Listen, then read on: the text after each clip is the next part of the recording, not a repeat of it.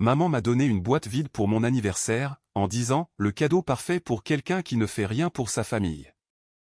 Alors je l'ai remplie avec tous les reçus que j'avais payés pendant des années, et je la lui ai rendue pour son anniversaire. Je m'appelle Émilie et je suis sur le point de vous raconter le pire anniversaire de ma vie. Enfin, cela a commencé par ce que je pensais être le meilleur. J'allais avoir 30 ans, ce qui semblait être un grand événement. Pas dans le mauvais sens du terme. J'étais en fait excité à ce sujet. Je possédais 3 pizzerias en ville et les affaires marchaient bien. Vraiment bien. J'avais travaillé d'arrache-pied pendant les 8 dernières années pour construire cela à partir de rien. En commençant par un tout petit endroit qui avait à peine assez de place pour 4 tables. Maintenant j'avais des employés, des fours sophistiqués, et des clients qui revenaient chaque semaine en demandant la spéciale Émilie. Donc pour mes 30 ans, j'ai décidé d'organiser une vraie fête. Pas une tournée des bars ou une fête à la maison, mais quelque chose de bien dans ma pizzeria principale, la première que j'ai ouverte. Je l'ai fermée pour la soirée et j'ai engagé un service de traiteur pour s'occuper de la nourriture afin que je puisse vraiment m'amuser. J'ai invité environ 20 personnes. Mes parents David et Suzanne, mon jeune frère Jake, qui a 26 ans, ma sœur Mia, qui a 24 ans, plus des tantes, des oncles, des cousins, et quelques amis proches. La fête était prévue pour le samedi soir à 19 h. J'ai passé toute la semaine à me préparer, à choisir les décorations, à m'assurer que tout serait parfait. J'ai même acheté cette magnifique robe noire qui me donnait l'impression de valoir $1 million. Ça allait être ma soirée. Je suis arrivé au restaurant vers 17 h pour m'assurer que tout était bien en place. Mon amie Sarah, qui est pratiquement comme une sœur pour moi, est arrivée en avance pour aider. Et c'est fantastique, a-t-elle dit en regardant autour d'elle. Tes parents vont être si fiers. Cela m'a fait sourire. Mes parents avaient toujours soutenu mes rêves d'entreprise, même quand tout le monde pensait que j'étais folle d'abandonner l'université pour ouvrir une pizzeria. Les invités ont commencé à arriver vers 19 h. Mon oncle Tom est arrivé le premier avec sa femme Linda, puis ma cousine Rachel avec son mari. Mon ami Mike du lycée est venu avec sa petite amie. Tout le monde complimentait l'installation, me disait à quel point j'avais l'air d'avoir réussi, me posait des questions sur l'entreprise. Je passais un excellent moment, mais je n'arrêtais pas de vérifier mon téléphone et de regarder vers la porte. Où étaient mes parents? Où étaient Jake et Mia? À 19 h 30, je commençais à m'inquiéter. Ma famille n'est jamais en retard pour quoi que ce soit. Surtout ma mère, elle fait partie de ces personnes qui arrivent 15 minutes en avance à tout. J'ai essayé d'appeler le portable de mon père, mais je suis tombé directement sur la messagerie vocale. Salut, papa. Je me demande juste où vous êtes. La fête a déjà commencé. Rappelle-moi. J'ai essayé de me concentrer sur mes autres invités, mais c'était difficile. Ma tante Linda n'arrêtait pas de demander où étaient mes parents, et je devais continuer à trouver des excuses. Oh, ils sont probablement juste en retard, ai-je dit, forçant un sourire. Tu sais comment peut être la circulation. Mais je ne le croyais pas moi-même. Quelque chose n'allait pas. À 20 h, j'étais vraiment paniqué. Je me suis excusé et je suis allé aux toilettes pour appeler le téléphone de ma mère. Pas de réponse. Puis le téléphone de Jake, directement sur la messagerie vocale. Le téléphone de Mia. Même chose. J'ai commencé à leur envoyer des textos. Où êtes-vous? Tout le monde vous demande. Pas de réponse. Maman, s'il te plaît, rappelle-moi. Je suis inquiète. Rien. Jake, ça va? La fête a commencé il y a 1 heure. Mais pas de réponse. C'est à ce moment-là que les pensées vraiment terribles ont commencé à s'insinuer. Et si quelque chose était arrivé? Et s'ils avaient eu un accident en venant? Et si quelqu'un était blessé? Je suis retourné à la fête, mais je ne pouvais me concentrer sur rien. Les gens portaient des toasts, racontaient des histoires drôles sur moi, mais j'avais l'impression de regarder tout cela arriver à quelqu'un d'autre. Sarah me lançait des regards inquiets, et mon oncle Tom m'a demandé si tout allait bien. Vers 20 h 45, juste au moment où j'allais m'excuser pour aller en voiture chez mes parents voir ce qui se passait, un homme en uniforme de livraison est entré dans le restaurant. Il a regardé autour de lui, puis s'est approché de moi. « Êtes-vous Émilie » a-t-il demandé. « Oui, c'est moi. J'ai une livraison pour vous. Quelqu'un m'a demandé d'apporter ceci à votre fête. Il m'a tendu une boîte emballée dans du papier argenté brillant avec un grand nœud blanc. Elle avait à peu près la taille d'une boîte à chaussures, mais quand je l'ai prise, j'ai été surprise par sa légèreté, comme s'il n'y avait presque rien à l'intérieur. Tout le monde à la fête s'est rassemblé autour de moi alors que je tenais la boîte. Ouvre-la, et aime, a dit Sarah. C'est peut-être de la part de tes parents. Mon cœur a bondi. Peut-être que cela expliquait tout. Peut-être qu'ils avaient prévu une sorte de surprise et c'est pour ça qu'ils n'étaient pas encore là. J'ai soigneusement défait le nœud et retiré le papier d'emballage. À l'intérieur se trouvait une simple boîte en carton blanc. J'ai soulevé le couvercle, m'attendant à voir quelque chose de merveilleux. La boîte était complètement vide. Je l'ai regardée, confuse. Tout le monde autour de moi s'est tu. J'ai retourné la boîte et l'ai secouée, pensant qu'il y avait peut-être quelque chose de petit à l'intérieur que j'avais manqué. Rien. C'est bizarre, a dit ma cousine Rachel. Peut-être qu'il y a un mot, a suggéré Sarah. J'ai vérifié la boîte à nouveau, regardé le papier d'emballage, tout examiné. Il n'y avait rien, juste une boîte vide. J'ai senti mon visage devenir chaud d'embarras. Tout le monde me regardait, attendant une explication que je n'avais pas. Quel genre de mauvaise blague était-ce? C'est alors que mon téléphone a sonné. J'ai regardé l'écran et j'ai vu maman et qui appelait. Enfin. Excusez-moi, ai-je dit à mes invités, la voix tremblante. Je dois prendre cet appel. Je suis sorti dans l'air frais du soir, le cœur battant. J'ai répondu au téléphone avec des mains tremblantes. Maman, où êtes-vous? Tout le monde vous a demandé, et j'étais morte d'inquiétude. Est-ce que ça va? As-tu reçu notre cadeau? A-t-elle demandé, ignorant complètement mes questions. Tu veux dire la boîte vide? C'était de votre part? Oui, c'était de notre part. Le cadeau parfait pour quelqu'un qui ne fait rien pour sa famille. J'ai dû m'appuyer contre le mur du bâtiment parce que mes jambes semblaient faibles. De quoi parles-tu? Je ne comprends pas. Ma mère a ri, mais ce n'était pas un rire joyeux. C'était cruel. Oh, je pense que tu comprends parfaitement bien. Tu te souviens du dîner le mois dernier, n'est-ce pas, Émilie? Nous t'avons demandé de l'aide pour quelque chose d'important pour nous. Un voyage en famille au Mexique, 2 semaines pour nous tous. Et qu'as-tu dit? Mon cœur s'est serré en me souvenant. Il m'avait demandé de payer des vacances pour eux 4, mes parents, Jake et Mia. Cela aurait coûté environ 15 000 $ au total. Maman, j'ai expliqué que je ne pouvais pas le faire à ce moment-là. Tout mon argent est investi dans l'entreprise en ce moment. J'agrandis, j'achète du nouveau matériel, je rénove le 2e emplacement. Je t'ai dit que je pourrais payer pour un voyage en famille à Noël et même venir avec vous. Oh oui, ta précieuse entreprise, a-t-elle dit sarcastiquement. Toujours plus importante que ta famille. Ce n'est pas juste. Mon entreprise nous soutient tous. Et j'ai dit que je pourrais le faire plus tard, juste pas maintenant. Plus tard. Plus tard. Toujours plus tard avec toi. Sais-tu à quel point c'était embarrassant pour nous de devoir dire à nos amis que nous ne pouvions pas nous permettre de partir en vacances parce que notre fille qui a réussi ne voulait pas nous aider? Je ne pouvais pas croire ce que j'entendais. Maman, ce n'est pas du tout ce qui s'est passé. J'ai dit que j'avais besoin de quelques mois pour libérer l'argent. Eh bien, nous avons décidé de te montrer ce que ça fait d'être déçu. Qu'est-ce que ça t'a fait, Émilie, d'ouvrir cette boîte vide devant tous tes invités? Qu'est-ce que ça t'a fait d'être humiliée? Des larmes ont commencé à couler sur mon visage. Je ne pouvais pas m'en empêcher. Vous avez fait ça exprès.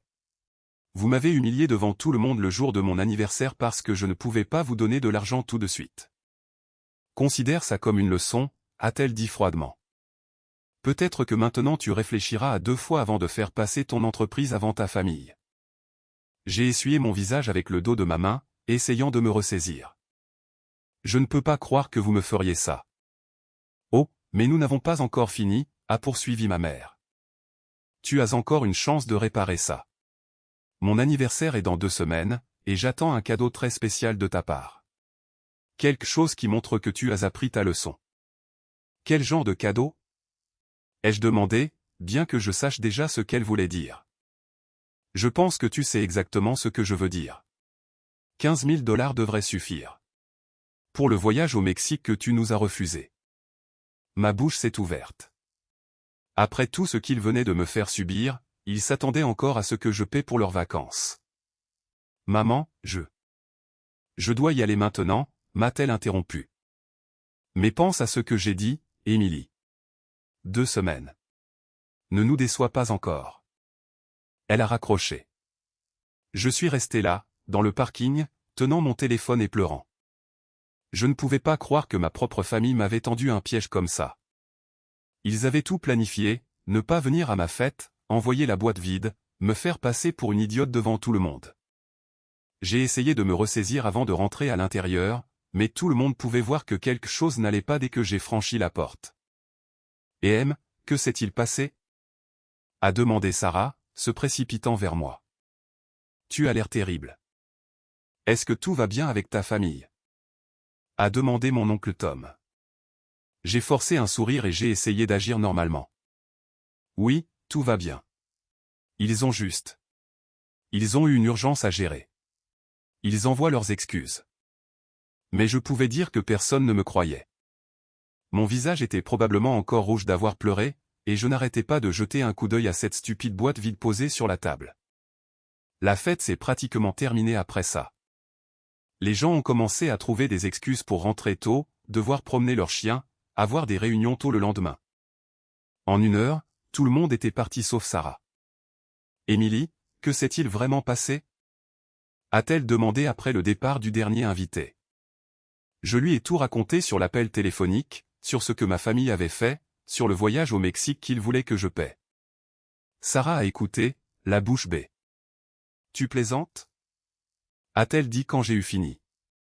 Ils ont fait tout ça parce que tu ne pouvais pas lâcher immédiatement 15 000 $ pour des vacances pour eux. Apparemment. C'est insensé et cruel. Qui fait ça à sa propre fille? J'ai haussé les épaules. Je n'avais pas de réponse. Sarah m'a aidé à nettoyer, mais je pouvais à peine me concentrer. Je n'arrêtais pas de rejouer la conversation avec ma mère dans ma tête. La froideur dans sa voix, la façon dont elle avait ri quand elle m'a demandé si j'avais reçu leur cadeau. Après le départ de Sarah, je suis resté assise seule dans mon restaurant pendant encore 30 minutes, à regarder cette boîte vide. Puis j'ai appelé un taxi pour me ramener à la maison. Je ne me sentais pas capable de conduire. Quand je suis arrivé à mon appartement, je me suis enfin laissé vraiment pleurer. Je me suis assise sur mon canapé et j'ai sangloté jusqu'à ce que mes yeux soient gonflés et que ma tête me fasse mal. Le pire n'était même pas ce qu'il m'avait fait. C'était ce que ma mère avait dit, que je ne faisais rien pour ma famille. Parce que c'était si loin de la vérité. C'en était presque drôle. Sauf que rien dans cette situation n'était drôle. Au cours des 2 dernières années, j'avais payé le versement hypothécaire de mes parents chaque mois, 1 800 $, comme une horloge. J'ai mis en place un virement automatique pour qu'ils n'aient jamais à s'en soucier. Je payais aussi leurs factures d'électricité, leurs factures de gaz, et leurs factures d'eau. Et ce n'était pas seulement mes parents. Je payais l'assurance auto de Jake chaque mois parce qu'ils disaient qu'ils ne pouvaient pas se le permettre. Je payais le loyer de l'appartement de Mia parce qu'elle était entre 2 emplois depuis 1 an. J'achetais des provisions pour eux tous, aidais avec leur paiement de carte de crédit, couvrais les factures médicales. J'ai fait le calcul dans ma tête alors que j'étais assise là à pleurer. Entre l'hypothèque, les charges, et l'aide à Jake et Mia, je donnais à ma famille près de 3 000 $ chaque mois, 36 000 $ par an. Et ils appelaient ça ne rien faire pour la famille.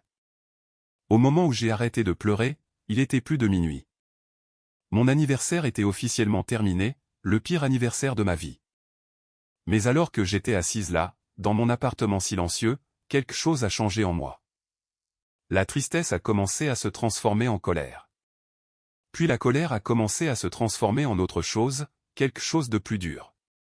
S'ils pensaient que je ne faisais rien pour eux, alors il était peut-être temps de ne vraiment rien faire pour eux. Le lendemain matin, je me suis réveillé avec les yeux gonflés et un mal de tête, mais mon esprit était d'une clarté cristalline. Je savais exactement ce que je devais faire. Je me suis fait un café et je me suis assise à la table de ma cuisine avec mon ordinateur portable. D'abord, j'ai ouvert mon application bancaire et je suis allé dans la section des virements automatiques. Ils étaient là, tous les paiements mensuels que j'avais faits à ma famille. Paiement de l'hypothèque à mes parents, $1 800, annulé. Paiement de la facture d'électricité, $120, annulé. Paiement de la facture de gaz, $85, annulé. Paiement de la facture d'eau, $65, annulé. Assurance auto de GEC, $180, annulé. Loyer de Mia, $950, annulé. J'ai cliqué sur chacun d'eux, annulant chaque paiement automatique. C'était étrange, comme si je coupais des fils invisibles qui m'avaient relié à eux pendant des années. Puis j'ai appelé ma banque. Bonjour, c'est Émilie Martinez. Je dois demander un relevé complet de tous les virements que j'ai effectués depuis mon compte au cours des 2 dernières années. Pouvez-vous me l'envoyer par courriel? Bien sûr, mademoiselle Martinez. Nous vous l'enverrons à votre adresse électronique dans un délai de 2 jours ouvrables. Après avoir raccroché, je suis allé à mon classeur et j'ai sorti une grande boîte où je gardais tous mes papiers importants. J'ai commencé à la parcourir, à la recherche de chaque reçu et facture que j'avais payé pour mes parents. Facture de services publics, paiement d'impôts fonciers, paiement d'assurance, facture médicale, tout. Cela m'a pris 3 heures, mais je les ai tous trouvés. J'ai fait des copies de tout et je les ai organisés par date. La pile était énorme. Je ne pouvais pas croire combien d'argent j'avais dépensé pour eux. J'ai mis toutes les copies dans la boîte vide que ma mère m'avait envoyée. Cela semblait parfait. Il m'avait donné une boîte vide, alors je la remplirais avec la preuve de tout ce que j'avais réellement fait pour eux. Pendant les 2 semaines suivantes, je me suis senti plus légère que je ne l'avais été depuis des années. Mes restaurants marchaient très bien. Je travaillais à l'ouverture d'un 4e emplacement, et sans le fardeau constant des dépenses familiales, j'avais en fait les liquidités nécessaires pour avancer plus vite que prévu. 2 jours avant l'anniversaire de ma mère, elle m'a envoyé un texto. Émilie, j'espère que tu as réfléchi à ce dont nous avons discuté. J'attends de toi que tu arranges les choses. Mon dîner d'anniversaire est samedi à 18 h. J'ai dit à tous mes amis que tu avais une surprise spéciale pour moi. J'ai lu le message et j'ai ri aux éclats. Elle était si convaincue que j'allais céder et lui donner l'argent. Elle pensait probablement que le coup de la boîte vide m'avait brisé et m'avait appris une leçon. J'ai répondu par texto, ne t'inquiète pas, maman. J'ai le cadeau parfait pour toi. Samedi après-midi, j'ai emballé la boîte avec tous les reçus et les factures. J'ai écrit un mot et je l'ai mis par-dessus tout. Puisque tu penses que je ne fais rien pour la famille, j'ai pensé que tu devrais voir exactement à quoi ressemble ce rien. J'ai annulé tous les paiements automatiques à ton intention, ainsi qu'à celle de GEC et Mia, il y a 2 semaines. Plus d'aide pour l'hypothèque. Plus de factures de services publics. Plus de paiements de loyer. Plus d'assurance. Vous êtes livré à vous-même maintenant.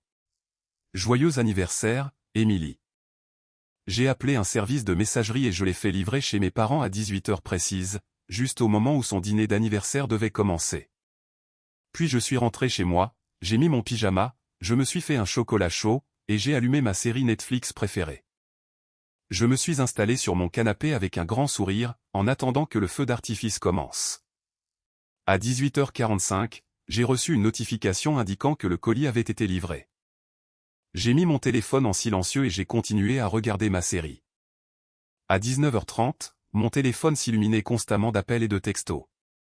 D'abord ma mère, puis mon père, puis GEC, puis Mia. Je pouvais voir les notifications apparaître, mais je n'en ai lu aucune. J'ai juste continué à regarder la télévision et à boire mon chocolat chaud. Les appels ont continué pendant des heures. Je pouvais voir mon téléphone vibrer sur la table basse, l'écran s'allumait encore et encore. C'était presque drôle à quel point ils étaient prévisibles. Vers 22 h, j'ai finalement regardé mon téléphone. 43 appels manqués. 67 messages textes. Je n'en ai lu aucun. Je les ai tous supprimés sans les ouvrir. Puis j'ai complètement éteint mon téléphone et je suis allé me coucher.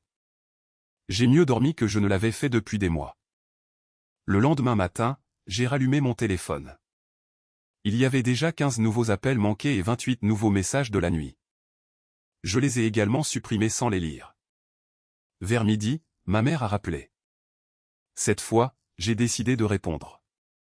Bonjour, maman. Elle pleurait. Émilie, comment as-tu pu me faire ça? Comment peux-tu être si cruel? Que veux-tu dire? Tu sais exactement ce que je veux dire. Cette horrible boîte que tu m'as envoyée. J'étais si embarrassé devant tous mes amis. J'ai pris une gorgée de mon café. Oh, tu veux dire la boîte avec tous les reçus montrant combien d'argent je vous ai donné? Qu'y avait-il d'embarrassant à ce sujet? J'ai dit à tout le monde que tu avais une surprise spéciale pour moi. Et puis quand je l'ai ouverte à table, tous ces papiers sont tombés partout. Tout le monde a commencé à poser des questions. Quel genre de questions? Ils voulaient savoir pourquoi tu payais notre hypothèque. Certains d'entre eux étaient à ta fête d'anniversaire il y a 2 semaines et ils se souvenaient que nous n'étions pas venus et que tu avais reçu cette boîte vide. Ils ont fait le rapprochement. J'ai souri. Ça a dû être gênant pour toi. Émilie, tu ne peux pas nous faire ça. Nous sommes une famille. Tu dois nous aider. En fait, maman, non. Tu as très clairement dit que tu penses que je ne fais rien pour la famille. Alors, j'ai décidé de ne rien faire du tout. N'est-ce pas ce que tu voulais? Nous ne le pensions pas comme ça. Nous étions juste contrariés pour les vacances. Eh bien, maintenant je suis contrarié d'avoir été humilié à ma propre fête d'anniversaire.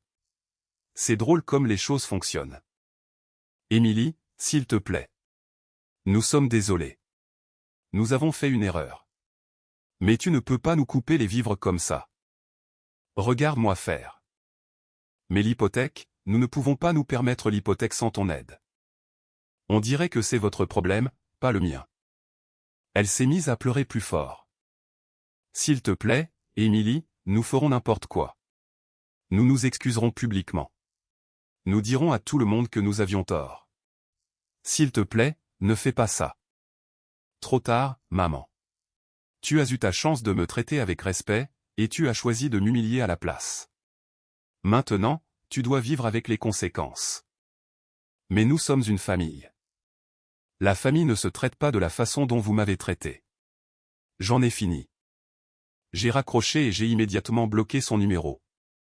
Puis j'ai bloqué le numéro de mon père, le numéro de Jake, et le numéro de Mia. Quelques jours plus tard, Jake s'est présenté à ma pizzeria principale. J'étais dans mon bureau en train de faire de la paperasse quand mon directeur a frappé à la porte.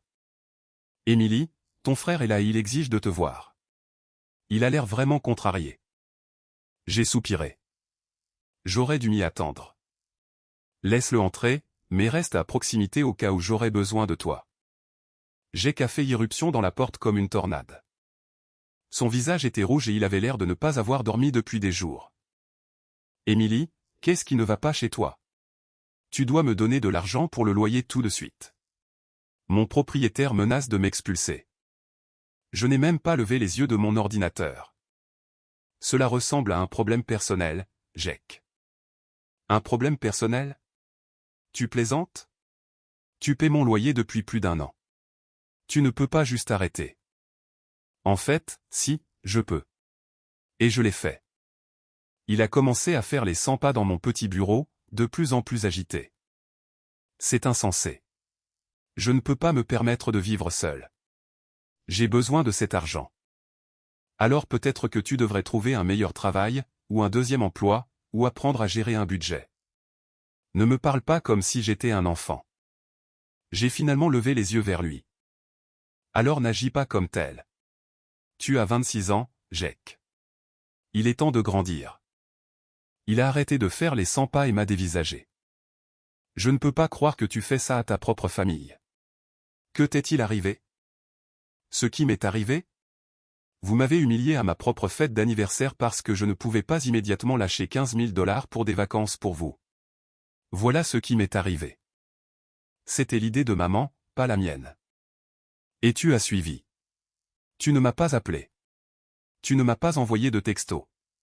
Tu n'es pas venu. Vous étiez tous de mèche. J'ai qu'à passer ses mains dans ses cheveux. Ok, peut-être que c'était mal. Mais là, c'est trop, Émilie. Je vais perdre mon appartement. Alors retourne vivre chez papa et maman. Je suis sûr qu'ils seraient ravis de t'avoir. Tu ne comprends pas.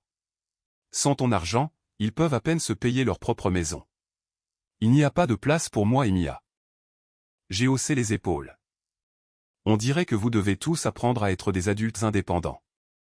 C'est là que Jake a complètement perdu le contrôle. Il s'est mis à crier et à essayer de balayer tout ce qui se trouvait sur mon bureau. J'ai appuyé sur le bouton d'urgence sous mon bureau et en quelques secondes, mes agents de sécurité étaient dans la pièce. Faites-le sortir d'ici, leur ai-je dit calmement. Et ne laissez plus aucun membre de ma famille entrer dans ce bâtiment. Alors qu'il traînait Jake dehors, il hurlait, ce n'est pas fini, Emily. Tu ne peux pas nous faire ça. Mais c'était fini, du moins pour moi. Au cours des semaines suivantes, Mia a essayé une approche différente. Elle a commencé à m'envoyer des textos depuis différents numéros de téléphone puisque j'avais bloqué son numéro d'origine. Les messages ont commencé par être colériques, puis sont devenus tristes et suppliants. Emily, s'il te plaît. Je suis désespéré. Je dois déménager de mon appartement la semaine prochaine. Je ne t'ai jamais rien fait pour te blesser. Pourquoi me punis-tu pour ce que maman a fait? Je suis ta petite sœur. S'il te plaît, ne m'abandonne pas. J'ai supprimé chaque message sans répondre. Si elle voulait de l'aide, elle pouvait trouver un travail comme tout le monde. Les mois ont passé. Je me suis jeté dans mon travail et j'ai ouvert cette 4e pizzeria. Les affaires étaient florissantes. Sans les dépenses familiales, j'ai économisé plus d'argent que je ne l'avais jamais fait auparavant. J'ai commencé à prendre de vraies vacances, quelque chose que je n'avais jamais pu me permettre lorsque je subvenais aux besoins de 4 autres adultes. J'ai appris par ma tante Linda que Jake et Mia avaient tous les 2 emménagé de nouveau chez mes parents. Ils travaillaient tous les 4 maintenant. Mon père avait pris un emploi à temps partiel. Ma mère travaillait dans une épicerie. Jake travaillait dans la construction. Et Mia avait finalement trouvé un emploi dans un centre d'appel. Ils luttaient pour payer les mensualités de l'hypothèque, mais ils y arrivaient, à peine. Ma tante Linda a essayé de jouer les médiatrices à quelques reprises, suggérant que peut-être assez de temps avait passé et que je devrais envisager de leur pardonner, mais je n'étais pas intéressé. Ils m'avaient montré exactement ce qu'ils pensaient vraiment de moi, et je n'allais pas l'oublier. 6 mois après le désastre de mon anniversaire, j'étais dans mon nouveau restaurant en train de superviser le service du soir quand j'ai vu une silhouette familière par la fenêtre. C'était ma mère, debout sur le trottoir, qui regardait simplement le bâtiment. Je l'ai observée pendant quelques minutes. Elle avait l'air plus âgée, plus fatiguée. Ses cheveux étaient plus gris et elle avait perdu du poids, mais je n'avais pas pitié d'elle. Elle avait fait ses choix. Après environ 10 minutes, elle est partie sans entrer. Cela s'est produit encore quelques fois au cours des 2 mois suivants. Elle se présentait à l'un de mes restaurants et restait simplement dehors, n'entrant jamais, n'essayant jamais de me parler. Je pense qu'elle espérait que je la verrais et que je me sentirais assez coupable pour sortir et lui parler. Mais je ne me sentais pas coupable.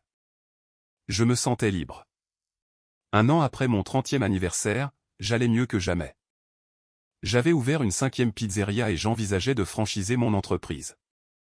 Je sortais avec quelqu'un de nouveau, un type génial qui possédait sa propre entreprise de construction et qui payait réellement ses propres dîners quand nous sortions. J'ai appris par les ragots de famille que mes parents avaient réussi à garder leur maison, mais de justesse. Jake et Mia vivaient toujours avec eux, travaillant tous pour joindre les 2 bouts. Ils avaient abandonné leur rêve de vacances au Mexique, évidemment. Parfois, je me demandais si j'avais été trop dur. Parfois, je pensais à les appeler pour voir si nous pouvions arranger les choses. Mais ensuite, je me souvenais d'être debout dans ce parking le jour de mon anniversaire, en pleurant pendant que ma mère expliquait comment ils avaient prévu de m'humilier. Je me souvenais de la boîte vide, du rire cruel dans sa voix, de la façon dont elle m'avait traité d'égoïste pour ne pas avoir immédiatement donné 15 000 $. Et je me souvenais à quel point il était bon de me mettre enfin en premier pour une fois. Je ne suis pas sûr de leur pardonner un jour. Peut-être un jour, s'ils changent vraiment et me montrent qu'ils comprennent ce qu'ils ont fait de mal. Mais je ne retiens pas mon souffle pour l'instant. Je suis heureuse avec ma vie. J'ai mes entreprises, mes amis, mon petit ami, et ma liberté. Je n'ai plus à m'inquiéter que quelqu'un profite de moi. J'ai appris quelque chose d'important cette année-là. Ce n'est pas parce que quelqu'un est de votre famille qu'il a le droit de mal vous traiter. Et ce n'est pas parce que vous pouvez aider quelqu'un que vous devriez le faire, surtout s'il ne l'apprécie pas.